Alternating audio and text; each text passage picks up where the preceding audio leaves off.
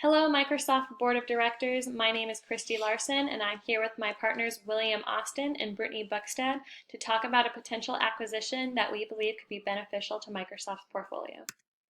So as a summary of what we are going to discuss today, first we are going to discuss our proposed target. Next, we are going to move on to the benefits of this acquisition. After that, we will discuss Microsoft's ability to invest. Next, we will move on to the valuation of the target. Following that, we will discuss the proposed acquisition percentage and the consideration given for the acquisition.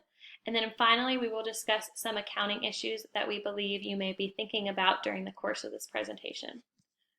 So without further ado, I would like to present our proposed target of Fitbit. Now I'm going to pass this on to one of my partners, Brittany, so she can discuss more of Fitbit's business. Thank you, Christy. Fitbit is an emerging tech company headquartered in San Francisco in the United States. It was founded in 2007 and had its IPO to go public in June of 2015. They currently manufacture connected health and fitness devices across a variety of different price points. These bands track a user's steps, calories burned, distance traveled, heart rate, floors climbed, sleep duration and quality, minutes of activity, and GPS tracking, among other things. Fitbit also currently has the leading market position in the connected health and fitness tracking industry. Now for a little more on Fitbit's devices that Microsoft would be acquiring. These products range from a basic clip-on tracker to a more sophisticated fitness superwatch. They have an MSRP of the Zip at a $59.95 up to the Surge at an MSRP of $249.95. Now for a little bit more about some of Fitbit's products. The most basic tracker that Fitbit offers is the Zip.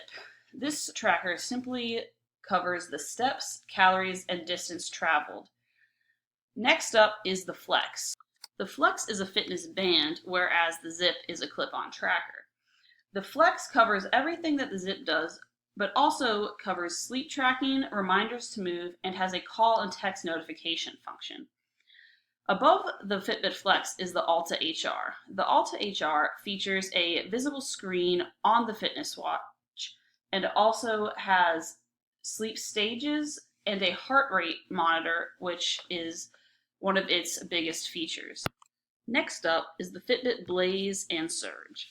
These are considered Fitbit's line of super watches. The Blaze is more of a lifestyle watch, which is modeled partially after the Apple Watch. It contains everything that the models below it does, as well as having a connected GPS and music control function. The Surge is considered more of a rugged fitness power watch, with its primary draw being its built-in GPS. A final product that Fitbit offers is the Aria scale. This is a sophisticated Wi-Fi connected scale that includes both weight and BMI, as well as intense charts and graphs, and can be connected to your Fitbit devices. Finally, we need to talk about what synergies exist between Fitbit and Microsoft and why Microsoft should acquire Fitbit. Fitbit fits very well into the mold of companies that Microsoft would like to acquire. It is an emerging tech company which would enable Microsoft to buy its way into the leading position in an emerging market of fitness trackers. Fitbit already has one of the most significant market shares in this industry, so it is a prime company for Microsoft to acquire. Microsoft has previously attempted to develop a fitness tracker known as the Microsoft Band and its successor, the Microsoft Band 2. This product was well received for its technology, but was struggling to break into the market due to its poor design and inability to find a specific target market. If we were able to combine Microsoft's fitness tracker technology with Fitbit's brand recognition and design, this could be an incredible synergy for Microsoft. Another reason why we would like to acquire Fitbit at this time is that Fitbit is currently operating at a loss. This is largely due to heavy R&D costs incurred by Fitbit in the previous few years. Almost 15% of total revenue in 2016 was dedicated to R&D costs. This amount more than doubled from 2015 to 2016 and over tripled for 2014 to 2015. By utilizing Microsoft resources, Fitbit can easily turn its financials around and create a hefty profit.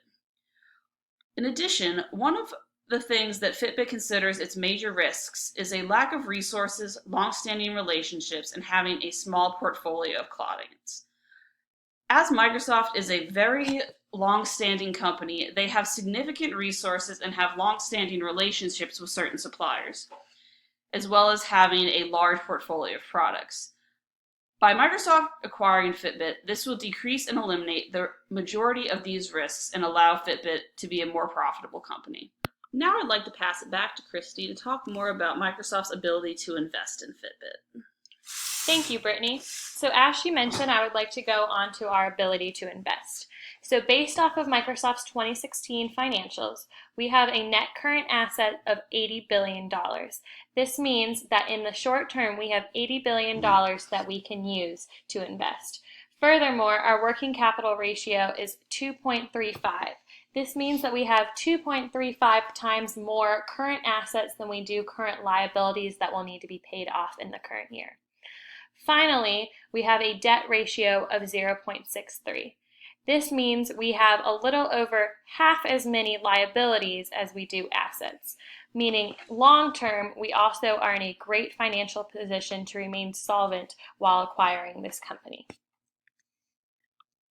Next, I would like to move on to the expected revenue growth of Fitbit should we acquire them. In 2016, Fitbit's revenue grew about 16.8%. We believe that this is a good indicator of Fitbit's long-term revenue growth, as it is reverted back to the industry standard following the prior year's trend year growth of over 150%. Moving forward, using this 16.8% growth, we believe we can increase that growth amount to 20% by utilizing Microsoft's technology and resources. Using this 20% growth, we believe within 5 years we can have an expected revenue of $5.4 billion. Next, I would like to discuss our method of valuation for the acquisition. We chose to use a 10-year net present value based on its net income in order to come up with an evaluation. As discussed previously, we gave an expected revenue growth percentage of 20%. In order to determine our expected growth percentage of expenses, we used a slightly more complicated valuation. First, we assumed that Microsoft's resources could help lower some of their overall costs. Furthermore, we decided to eliminate all of Fitbit's research and development costs, as we assumed this would either already exist under Microsoft's technology or would fall under the Microsoft umbrella and would not be used by Fitbit individually. Furthermore, we decided for our net present value to use a discount rate of 10%, as this is the average stock market return that could be expected if we were to invest on the stock market itself. Finally, we used the usual tax rate of 35% for U.S. taxes. As you can see here, here is our 10-year valuation formula drawn out. However, we are going to include this on our handout and would like to just point out our current year versus 10 year for visibility purposes. So in 2016, Fitbit had a revenue of around $2.1 billion with a cost of revenue of $1.3 billion, leading to a gross profit of $846 million. However, like we discussed, they had high R&D costs of over $320 million, which led to an actual loss of $73 million after including operating expenses. In 10 years, we expect our revenue to grow to $13.4 billion using that 20% each year growth. Our cost of revenue will grow to be $6.9 billion, giving us a gross profit of $6.5 billion. As discussed, after removing the R&D expenses, we expect our operating expenses to grow to $3.3 billion, leaving us with a net income of $2 billion. After combining each year's present value We return to a 10-year net present value of $4.25 billion. Next, I would like to pass this off to my partner Will to discuss more about our proposed acquisition percentage and our consideration given for the acquisition. Thank you, Christy. I will now be discussing the proposed acquisition percentage that Microsoft will acquire from Fitbit. We have decided that it would be the most beneficial for Microsoft to acquire 51% of Fitbit's common stock. This will give them a controlling interest in the company without having to pay for the full value of the company. This will also allow Microsoft to utilize Fitbit's information and technology in their own processes. Now I will discuss the consideration given to acquire this company. As previously discussed, we have valued Fitbit at $4.25 billion. We have decided to acquire 51%, which equals $2.13 billion. Using Fitbit's 2016 balance sheet, we have determined that their net identifiable assets are $979 million. Given the $2.13 billion acquisition cost for 51%, minus the $979 million in net identifiable assets, we have determined that the goodwill for this acquisition will be $1.15 billion. We recognize this goodwill of $1.15 billion is a significant amount of money, but this is rationalized by Fitbit's brand awareness in the market as well as their loyal customer base. Using Microsoft's 2016 balance sheet, we have determined that Microsoft's cash account is $6.5 billion. They also have short-term investments of $106.7 billion. As we have the purchase price at $2.13 billion, we will convert $1 billion of investments into cash and take the remaining $1.13 billion from cash to pay for the acquisition of $2.13 billion. I will now discuss various accounting issues that will come up during this acquisition.